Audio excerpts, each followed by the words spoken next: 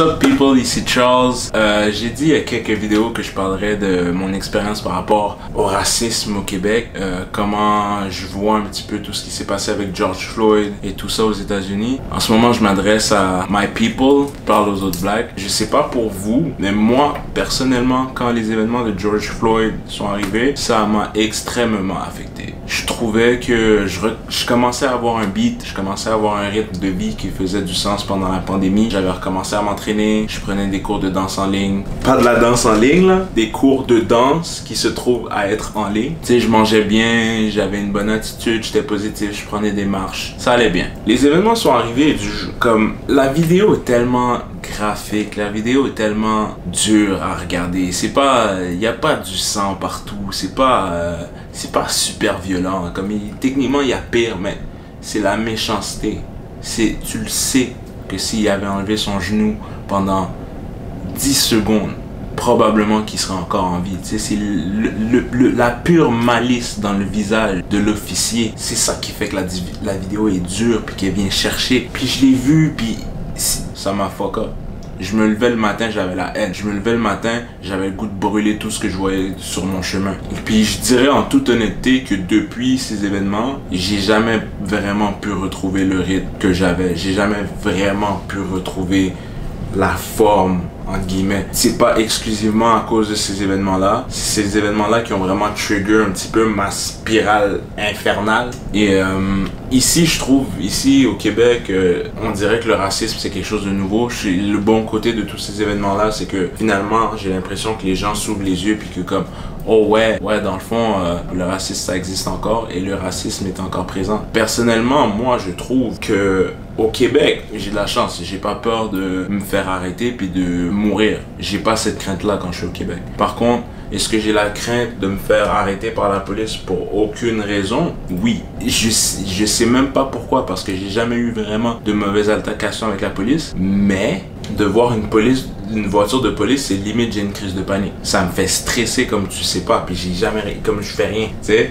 Sinon, je dirais que c'est sournois, c'est différent, c'est vraiment plus under the radar, le racisme au Québec, tu sais, c'est comme ah ouais, on fait-tu péter un baril de feu d'artifice dans une forêt en temps de sécheresse? Ben non, voyons, ça sonne comme un plan de nègre, ça, hein? À quoi tu penses? C'est des niaiseries comme ça, un plan de nègre. Pourquoi un plan de nègre? De tous les plans qu'il devait avoir, pourquoi est-ce que ça serait un plan de nègre? Tu sais, une pute à nègre. Tu sais, maintenant, il y en a à toutes les sauces, là, comme puta, whatever, mais à la base, c'est putanek. Pourquoi est-ce que on doit faire sentir mal une fille qui a une préférence pour les hommes noirs? Puis là, j'ai bien dit préférence. Je parle pas de certaines filles qui sortent exclusivement avec des noirs. Ça, je trouve ça un petit peu bizarre. Avec ce genre de filles-là, j'ai l'impression que je pourrais avoir l'air d'une bête sauvage. À partir du moment où j'aurais la peau noire, ça passe. Je trouve ça particulier, mais je ne juge pas.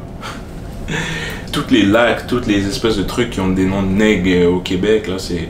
Le racisme est peut-être pas comme aux États-Unis, mais il y a une certaine forme de racisme qu'il y a au Québec qu'on ne peut pas nier. Il y a une certaine forme de... Vous êtes des Noirs, puis on veut vous le rappeler, puis vous n'êtes pas des Québécois, vous êtes des Noirs. Je dirais que c'est vraiment jeune que tu réalises justement que t'es noir.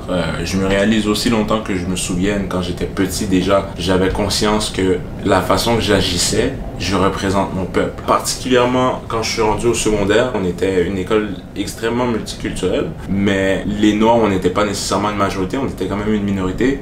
Puis je dirais qu'à partir du secondaire jusqu'à ce moment-ci dans ma vie, c'est pas avec les Noirs que je traîne le plus. Hein. Puis c'est pas à faute c'est juste des circonstances, mais en général, je me retrouve beaucoup dans des cercles où je suis le seul noir avec un ou deux amis, on est comme trois noirs avec tout le reste. Puis depuis toujours, j'ai un petit peu cette pression de si je réagis comme un cave, si je me pogne dans un fight, si jamais il y a quelque chose qui arrive, ça tombe sur moi, c'est moi l'espèce de black qui sait pas vivre. Beaucoup des gens de mon entourage n'ont pas nécessairement, ou côtoient pas nécessairement des blacks au day-to-day, comme jour à jour ou quoi que ce soit. Je sens une certaine pression de si je fuck up, c'est tout mon peuple qui passe à la trappe. Puis ça peut sembler un peu banal, mais pour vrai, surtout si c'est quelque chose que tu as depuis que tu es jeune, cette pression-là, elle a un poids. Elle a un poids qui s'ajoute non seulement à la façon que les gens peuvent te traiter, comme tu viens d'où toi?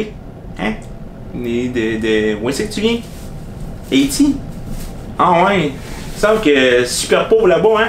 Il semble que j'ai entendu des trucs de même. Puis je veux pas du hate parce que la curiosité c'est important. Moi j'ai pas de mal à parler de mes origines, j'ai pas de mal à parler de moi, à parler de ma famille, à parler d'où mes parents viennent. Mais c'est ça l'affaire, c'est que les gens ont tendance à s'imaginer que je viens d'ailleurs. Je suis né ici, je suis québécois, je suis canadien d'origine haïtienne, montréalais, québécois, québécois d'origine montréalaise, québécoise, haïtien, canadien. Moi, je suis un Canadien québécois.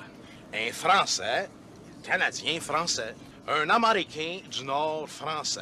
Un francophone, québécois canadien. Montréalais, canadien, haïtien, québécois, canadien, haïtien, haïtien d'origine québécoise. Mais c'est ça, les gens, je suis né à Sainte-Justine. J'ai techniquement beaucoup plus d'attachement au Québec, au Canada qu'à Haïti. Même si j'adore ma culture, je me sens très proche de ma culture, je me sens très proche de mes gens, de mon peuple. Donc je ne peux pas renier ceci. Mais à la base, techniquement, je suis aussi québécois que Jérôme de Saint-Jérôme, tu sais. Mais ça, juste à cause de la couleur de ma peau, ça prend le bord. Tu sais, les gens ne le réalisent pas nécessairement. Sinon, ce que j'ai entendu relativement souvent, là, beaucoup trop souvent à mon goût, mais bon, c'est le... Ah ouais, normalement, moi, j'aime pas trop les noirs, mais toi, t'es vraiment cute. Lui, il me fait toujours rire parce que c'est un compliment. Un compliment déguisé. Ça s'essaye à être un compliment, mais dans le fond, ça me dit... Ouais, les gens qui ont la peau noire comme toi, normalement, je trouve qu'ils sont dégueulasses. Mais toi, je sais pas qu'est-ce que t'as, mais t'as un petit quelque chose. J'aime bien ce que t'as. Fait que c'est comme, ok, dans le fond, tu m'aimes, mais pratiquement toutes les personnes qui me ressemblent, tu les aimes pas. Alright. Thanks, I guess. Je vois la bonne intention derrière le message, mais c'est un message de merde. Évitez de donner ce genre de compliments. Ouais, tu sais, normalement, je traite pas trop sur les grosses, mais toi, là, semble que je te mangerais pour souper. Pas pertinent. Regarde, ce genre de compliments-là, là, tu peux les garder pour toi, pour eux, mon gars. Quand je parle de sournois, je parle de choses comme la situation que je vais décrire. Il fut un temps, j'étais sur Tinder. Et sur Tinder, je te dirais que j'avais un certain succès. J'avais un certain succès, mais je pense que j'aurais pu être plus successful. J'aurais pu l'être moins aussi. J'avais des belles photos, donc j'étais pas mal. Mais je regardais les articles ou quoi que ce soit, puis il y a des statistiques qui montrent que les gens avec la peau noire, en général, performent moins bien que ceux avec la peau blanche. Que ce soit les hommes, que ce soit les femmes. Mais les femmes noires sont celles qui performent le moins bien, peu importe les catégories. Côté homme, c'est les asiatiques qui vont avoir tendance à moins bien performer. Et c'est difficile à dire. C'est difficile de faire comme, ah ouais, j'ai vécu du racisme sur Tinder ou quoi que ce soit.